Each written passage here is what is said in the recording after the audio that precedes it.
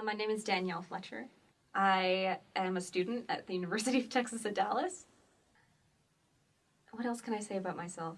Well, I've lived overseas for a very long time. The majority of my life has been spent overseas. My mother works in foreign service, so she works for USAID, and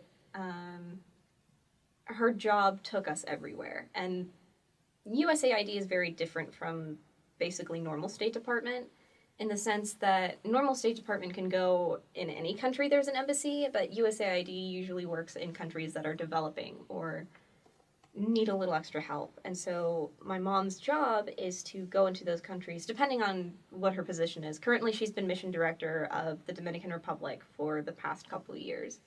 But basically, she goes in and tries to help. She figures out what the main problems are of each country, like maybe they don't have access to clean water, or maybe they don't have good electricity, or something like that. And she goes in and tries to think of local ways to fix those problems. I lived in Nicaragua, Ecuador, and Ukraine, and in each of those countries, we visited a bunch of other countries around that area. Ukraine was fun. We lived there from when I was about 6 years old to 8 years old, and I remember the architecture a lot in Ukraine. Ukraine was very different from the other countries that we visited, because usually we live in Latin American countries, but I love Europe. I always have.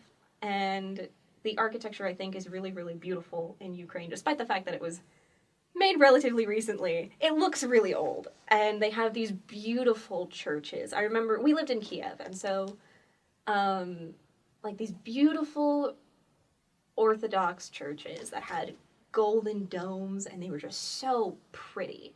And I remember the botanical gardens, which you could only visit about like 2 months out of the year, because otherwise it's freezing in Ukraine.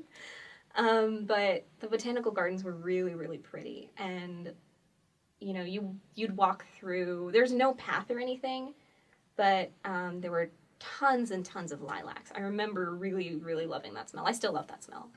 And there was a street that you could go on that every weekend, without fail, would sell random shit. Like, it was like a souvenir thing, but it was out in the open, and it was like an open air market, except it was just one really, really long street. And they sold all of these really cool souvenirs. I think we still have a couple of them. And it was really nice. And the people that the people my mom worked with were really nice. And it was just a really cool place to live. I remember really, really loving Ukraine. My aunt lived in Belgium, and so we went to visit her for my 16th birthday. And so we went down to Paris, and that was really fun. I fucking love Europe a lot. I don't know if that came across when I was talking about Ukraine. I really, really love Europe. And then we went down to Italy again, which is always fun. We went down to Venice, and that was awesome. I love Venice. I didn't really experience much culture shock because we came back so often. For me, it wasn't too bad. I mean, I knew, and we'd come back every summer anyway to visit family, so it wasn't like I came back and, like, had to, like, brace myself against a wall because, oh my god, so many kids in high school. But, I mean, it was always really hard trying to make friends in general, like, regardless of where I went, because I was shy and awkward.